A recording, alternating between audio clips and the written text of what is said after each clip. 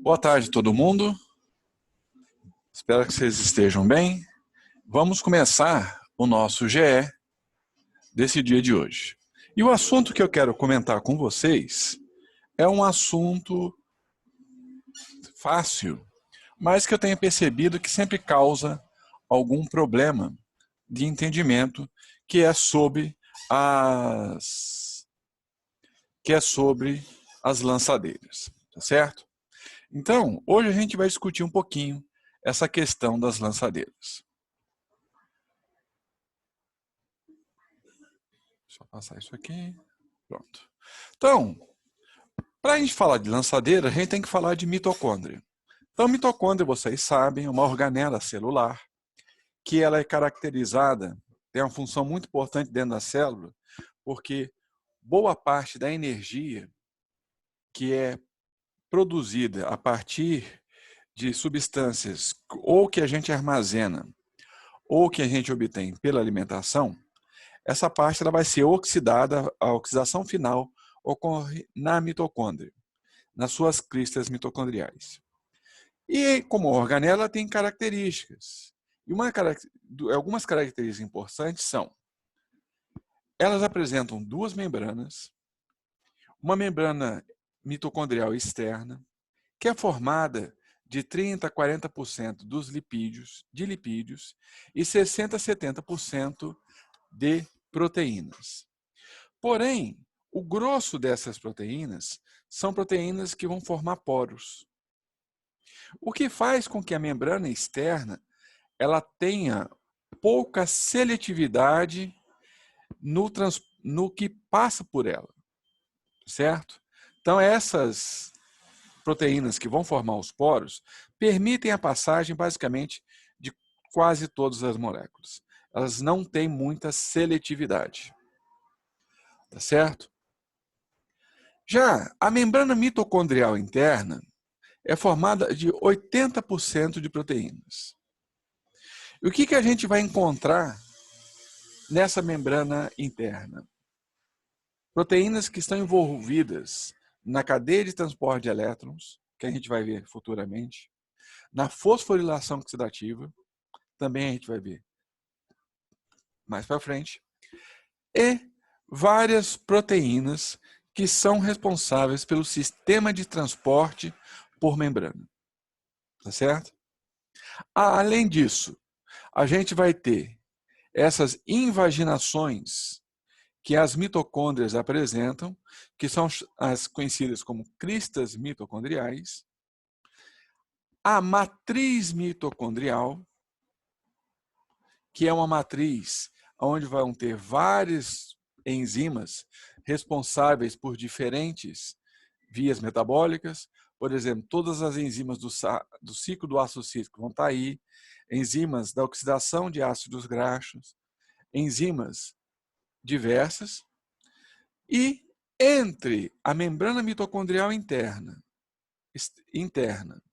e a membrana mitocondrial externa, a gente tem o espaço intermembrânico, tá certo?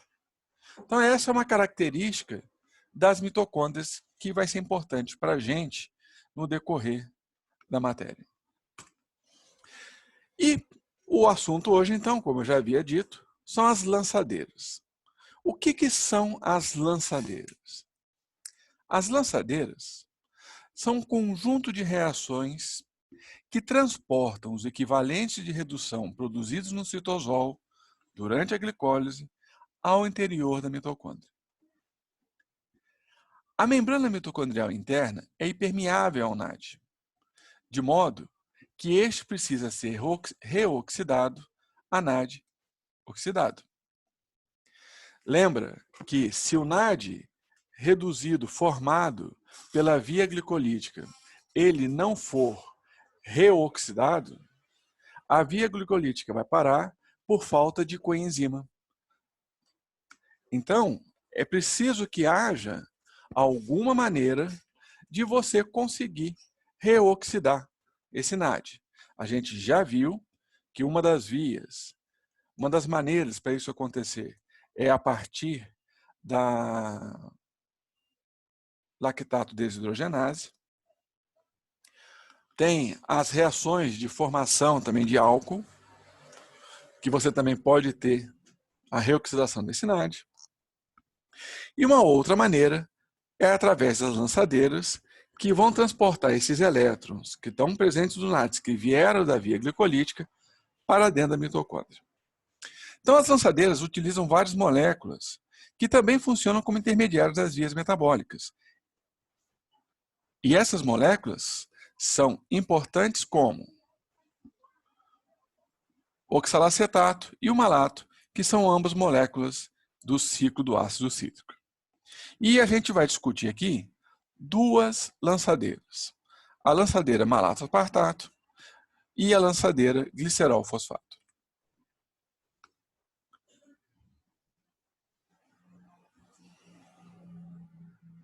Muito bem. O que é a lançadeira malato-aspartato? Então, eu vou mostrar de novo para vocês como ocorre a lançadeira e vou chamar atenção para alguns pontos que são importantes a ela. Então, o NAD, ele foi produzido lá pela via glicolítica. No citosol, nós vamos encontrar a molécula de oxalacetato. Através da enzima malato-desidrogenase, os elétrons que estão presentes no NAD reduzido vão ser transferidos para o oxalacetato, de tal forma que o oxalacetato, quando é reduzido, ele vira malato. Esse malato, ele pode passar pela membrana mitocondrial interna, porque você vai ter um transportador de malato alfa-cetoglutarato. Esse malato entra, doa os elétrons presentes nele para uma molécula de NAD oxidado, tornando essa molécula de NAD reduzida pelo uma malato-desidrogenase que agora está na matriz mitocondrial, regenerando o oxalacetato que foi consumido na primeira reação. Entretanto, o oxalacetato é uma molécula impermeável à membrana mitocondrial interna, ou seja, não existem transportadores para o oxalacetato. Como é que a célula resolveu isso então? Transformar o oxalacetato em aspartato. O oxalacetato é um alfa-cetoácido. Quando o oxalacetato recebe grupamento amino, ele se torna um aminoácido. Quem que vai ser o doador desse grupamento amino? Uma molécula chamada glutamato. A enzima que faz isso é a aspartato aminotransferase, que vai transferir o grupamento amino para a molécula de oxalacetato. O restante, a molécula de glutamato sem grupamento amino, se chama alfa-cetoglutarato. Esse alfa-cetoglutarato e o aspartato, eles têm transportadores. Então, o malato, transportador de malato alfa-cetoglutarato, deixa passar malato e alfa-cetoglutarato. O alfa-cetoglutarato vai para o citosol, para o espaço intermembrânico. O aspartato também passa por um transportador próprio, transportador de glutamato aspartato. O aspartato vai para o citosol. Lá, a aspartato aminotransferase retira o grupamento amino do aspartato, transferindo para o alfa-cetoglutarato, liberando oxalacetato e glutamato. O glutamato retorna à matriz mitocondrial, o oxalacetato recebe novo par de elétrons e prótons, se transforma em malato e a reação acontece. A matriz mitocondrial interna, ela é impermeável a íons e elétrons. Então, não existe outra maneira para que se transfira os elétrons do citosol para dentro da matriz mitocondrial que não seja por meio de lançadeiras. Mas eu quero chamar a atenção de vocês em uma coisa que é importante. O oxalacetato tem essa estrutura aqui. A gente viu que ele se transforma em malato. Mas aonde que está a diferença do oxalacetato e o malato? Justamente num grupamento OC-O, que o oxalacetato tem, e esse grupamento C-O, ele foi reduzido a C-hidroxila. Essa reação está acontecendo no citosol pela malato desidrogenase, com uma coenzima, o NAD, na sua forma reduzida, que vai doar os elétrons para a molécula de malato, liberando o NAD oxidado. Muito bem. Esses dois elétrons do NAD, então, vão reagir com esse átomo de carbono, de tal forma que a dupla ligação existente ela vai ficar reduzida com a formação de hidroxila. Esse malato, então, como eu já havia falado, ele é transportado para dentro da matriz mitocondrial pelo transportador de malato alfa-cetoglutarato. E aí o que acontece? Isso vai para a matriz mitocondrial. E lá na matriz mitocondrial, o malato retorna a ser o oxalacetato, consumindo NAD oxidado, transformando em NAD reduzido. O destino desse NAD reduzido será a cadeia de transporte de elétrons, fosforilação oxidativa. Esse equivalente de redução que está na forma que está incluído ao NAD, vai ser utilizado para a produção de energia. Repara, então, que a maneira que o oxalacetato tem para entrar na mitocôndria ou sair dela é que ele seja transformado para entrar em malato, para sair na forma de aspartato. Glutamato oxalacetato transaminase. Então, oxalacetato e glutamato são essas duas moléculas aqui. O glutamato tem um grupamento amino. Pela ação da enzima, que é glutamato oxalacetato transaminase ou aspartato transaminase, amino transferase, ela vai transferir o grupamento amino do glutamato para o carbono, onde tinha a dupla O do oxalacetato, transformando o aspartato, o oxalacetato em aspartato. Então está aqui. Então, oxalacetato em aspartato. E o glutamato, ele se torna alfa-cetoglutarato. Cada uma dessas duas moléculas apresentam transportadores diferentes. Então, o aspartato vai para o citosol através do transportador aspartato-glutamato, enquanto que o alfa-cetoglutarato através de um transportador próprio, transportador malato-alfa-cetoglutarato. Ambos jogam as moléculas para o citosol e lá essa reação ocorre de maneira reversível. O aspartato voltando a ser oxalacetato e o alfa-cetoglutarato voltando a ser glutamato.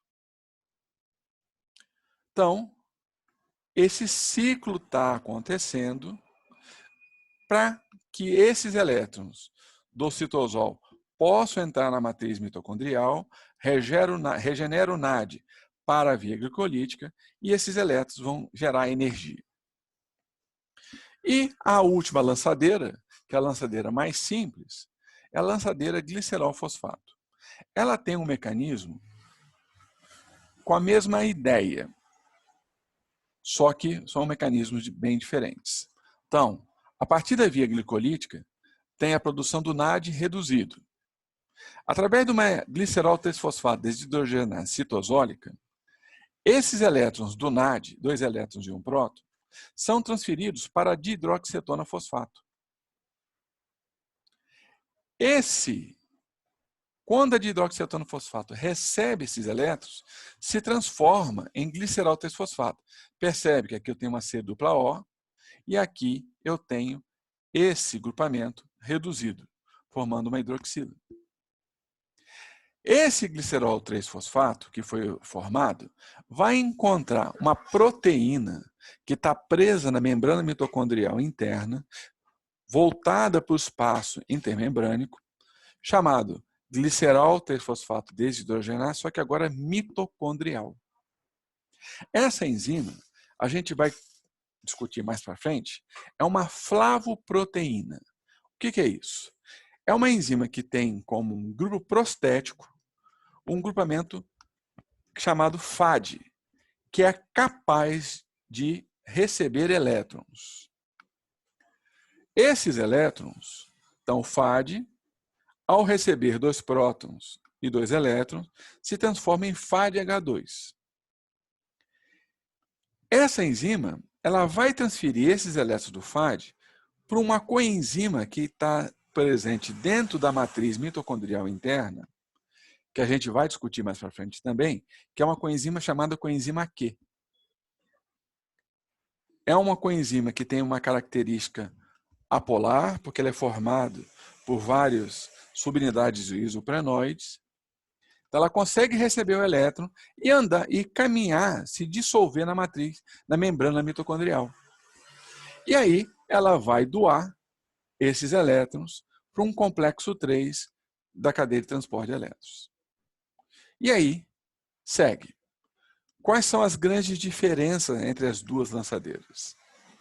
A grande diferença é que na malato-aspartato, os elétrons presentes no NAD citosólico vão ser transferidos para um NAD mitocondrial, enquanto que os elétrons que são produzidos no citosol e absorvidos pelo NAD, são produzidos pela via glicolítica e absorvidos na molécula de NAD, pela lançadeira glicerol-fosfato, vão ser transferidos à molécula de FAD.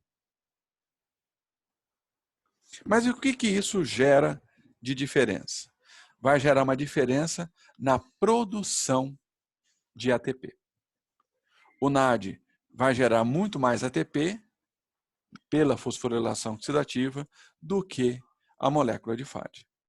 Então, essa diferença a gente vai discutir mais para frente e a gente vai ver que elas são importantes quando a gente for fazer o cálculo de energia produzida pela molécula de glicose.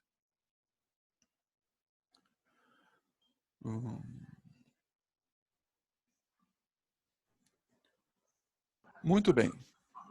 Alguém tem alguma dúvida? Alguém quer discutir alguma coisa?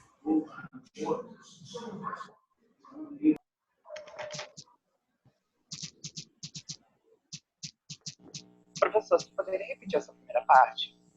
Espera só um pouquinho, deixa eu só liberar aqui, liberar o áudio para todo mundo. Pronto. Quem está falando? Gustavo. Fala, Gustavo. Eu não entendi esse slide. Qual que você não entendeu? A parte do NAD, a primeira parte ali em cima do Aqui? do glicerol 3-fosfato. Aqui. Então, você tem a molécula de NAD que tem um elétron. Esses elétrons do NAD vão ser transferidos para a dihidroxicetona. Repara que a dihidroxicetona tem esse carbono intermediário aqui, C dupla O, tá vendo? Esse C dupla O, quando receber os elétrons, se transforma em hidroxila. Que vai receber 2 elétrons e 2 prótons. Então, se transforma numa hidroxila. Então, o glicerol 3-fosfato é a forma reduzida da dihidroxicetona fosfato. Aí, essa enzima, a glicerol 3-fosfato, retira esses elétrons do glicerol 3-fosfato, transfere para a molécula de FAD da própria enzima, e aí esses elétrons vão seguir um caminho que a gente vai estudar mais para frente. Quando esse glicerol 3-fosfato doa esses elétrons, volta a ser de hidroxicetona. Entendeu? Entendi. Professor. Fala. Quem está falando? Marina. Fala. Então, você estava explicando sobre a lançadeira de oxalacetato, de aspartato, isso tudo é para reoxidar o NAD? Todo Isso. esse mecanismo? Mas para que a gente reoxida o NAD? Desculpa. Para duas coisas. A gente reoxida o NAD para poder regenerar o NAD oxidado lá para a via glicolítica. Aham. Lembra que na reação da gliceraldeído 3-fosfato desidrogenase, que é a primeira reação da via de pagamento, lá da via glicolítica, ela precisa desse NAD oxidado. Então, se a gente não regenerar esse NAD, a via glicolítica vai parar, porque não vai ter coenzima para a enzima poder fazer a reação. Então, essa é a primeira reação, primeira razão. O NAD, então, é uma coenzima. E o NAD é uma coenzima. Da reação da via glicolítica. Isso, da primeira reação da via de pagamento. Aham. Então, a gente torna o NAD oxidado, o NAD+, disponível para a via glicolítica poder continuar acontecendo, e a gente consegue extrair energia desses elétrons pela cadeia de transporte elétrico que a gente vai estudar mais para frente. Uhum. Entendeu? Então, a gente tem essas duas razões. Manter a via glicolítica atuando e extrair energia desses equivalentes de redução. Uhum. Tudo bem? Tudo bem. Ô Jair, Fala. Quem está qual que falando? é o João Pedro. Fala, João. Qual que é a proporção da produção de ATP do NAD e do FAD? Que você falou que o NAD produz muito mais. Isso. A gente Qual que é a vai proporção? ver que quando tiver lá na fosforilação oxidativa, cada molécula de NAD que entrar na fosforilação vai gerar, para cada mol de NAD reduzido, 2,5 moles de ATP. Para cada FAD reduzido, 1,5 mol de ATP. Entendi. Tá certo? Então, isso vai ser, então, tem alguns tecidos que tem mais lançadeira malato-aspartato que glicerol fosfato. Então, quando a gente for discutir a produção de energia pela molécula de glicose, a gente vai ver que não é um número exato, porque ele vai poder variar entre dois valores. E a razão dessa variação é pelo tipo de lançadeira que vai estar mais atuante naquele tecido do que em outro. Entendi. Entendeu? Sim. Mais alguma dúvida?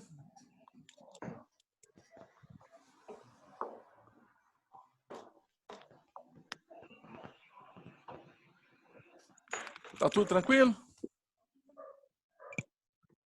Acho que sim. Uhum. Então, como é que vai ser agora os nossos GEs?